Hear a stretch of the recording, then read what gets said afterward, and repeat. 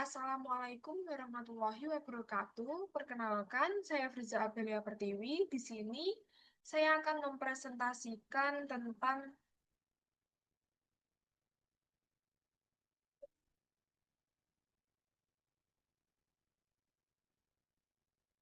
Assalamualaikum warahmatullahi wabarakatuh. Di sini saya akan mempresentasikan tentang lipid. Yang pertama, definisi umum lipid. Lipid adalah biomolekul yang tidak larut air, namun larut dalam pelarut nonpolar seperti ether, benzena, kloroform. Lipid berfungsi sebagai cadangan energi penyusun membran sel, pelindung, serta prekursor hormon. Contoh energinya yaitu trigliserida menghasilkan 9 kalori per gram, lebih tinggi dari karbohidrat dan protein. Selanjutnya, struktur umum lipid. Komponen utama asam lemak, rantai hidrokarbon plus gugur karboksil, gliserol, alkohol, 3 karbon. Struktur amfipatik pada fosfolipid yaitu kepala hidrofilik dan ekor hidrofobik. Contoh strukturnya yaitu yang pertama ada struktur asam stearat, oleat, linolenat. Yang kedua struktur fosfolipid, yang ketiga struktur trigliserida. Struktur asam stearat, oleat, linoleat. Eh, di sini ada reaksinya yaitu sering dilambangkan dengan delta yang diikuti dengan nomor karbon yang memiliki ikatan rangkap. Contohnya seperti ini. Struktur fosfolipid. Fosfolipid merupakan komponen utama membentuk membran yang tersusun atas double layer. Membran lipid tersebut bersifat amfipatik karena memiliki ujung yang bersifat hidrofobik dan ujung lainnya bersifat hidrofilik. Pada gliserofosfolipid dan beberapa sphingolipid, molekul bagian kepala yang polar berikatan dengan gugus hidrofobik melalui ikatan fosfodiester. Yang selanjutnya yaitu struktur trigliserida.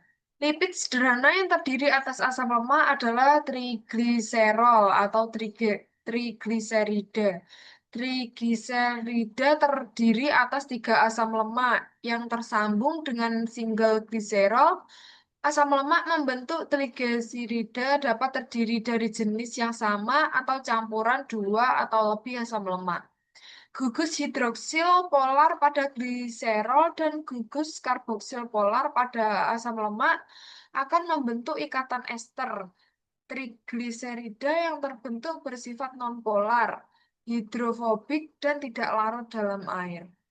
Ini contohnya struktur trigliserida. Selanjutnya yaitu klasifikasi lipid. Yang pertama ada lipid sederhana, yaitu ester yang terbentuk dari asam lemak dengan beberapa gugus alkohol. A. Lemak. Bentuk ester asam lemak dengan gliserol minyak merupakan bentuk cair dari lemak. Yang B. Lilin. Bentuk ester asam lemak yang memiliki berat molekul besar dengan bentuk alkohol monohidrat. Yang kedua ada lipid kompleks, yaitu ester yang terbentuk dari asam lemak yang mengandung gugus lain yang teradisi pada gugus alkohol atau asam lemak. Yang pertama ada fosfolipid, lipid yang mengandung residu asam fosfat. Molekul ini mengandung basa nitrogen dan substituen lainnya. Misalnya, gliserofosfolipid memiliki gugus alkohol berupa gliserol dan sphingofosfolipid memiliki gugus alkohol berupa sphingosine. Yang kedua ada glikolipid atau bisa disebut dengan glikosphingolipid. Lipid yang mengandung asam lemak, sphingosine, dan karbohidrat. Selanjutnya ada lipid kompleks lainnya, misalnya sulfolipid, aminolipid, dan lipoprotein. Yang ketiga ada lipid prekursor dan derivat. Contoh lipid kategori ini adalah asam lemak, gliserol, steroid, aldehid, lemak, keton body lipid yang terlarut pada vitamin dan hormon. Selanjutnya ada uji lipid. Ya, yang pertama ada uji kelarutan lipid. Fungsinya untuk mengetahui tingkat kelarutan lipid dalam berbagai jenis pelarut, mengidentifikasi sifat kepolarannya yang biasanya nonpolar, dan mengoptimalkan formula produk tertentu seperti makanan dan obat-obatan. Berikut contoh uji lipid.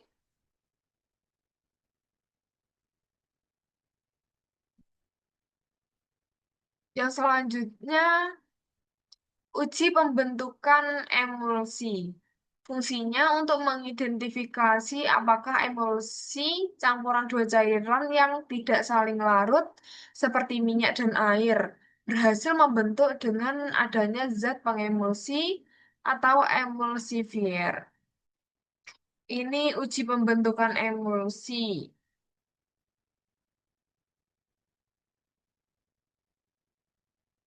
Selanjutnya ada uji kesamaan minyak. Fungsinya yaitu untuk mengetahui tingkat kualitas minyak dengan mengukur kadar asam lemak bebas FFA yang terbentuk akibat proses degradasi seperti hidrolisis dan oksidasi. Ini merupakan contoh uji kesamaan minyak, keasaman minyak.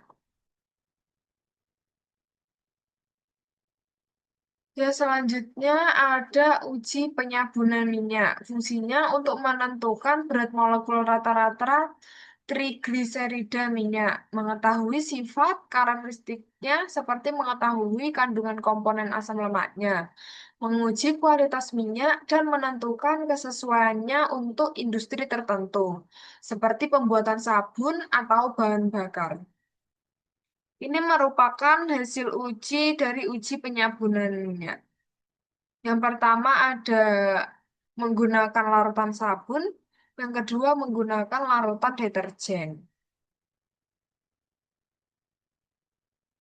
Selanjutnya, uji kolesterol. Fungsinya untuk menilai resiko penyakit kardiovaskular seperti penyakit jantung koroner, stroke, dan hipertensi dengan mengukur kadar berbagai jenis lemak dalam darah seperti LDL, yaitu kolesterol jahat, HDL, yaitu kolesterol baik, dan trigliserida.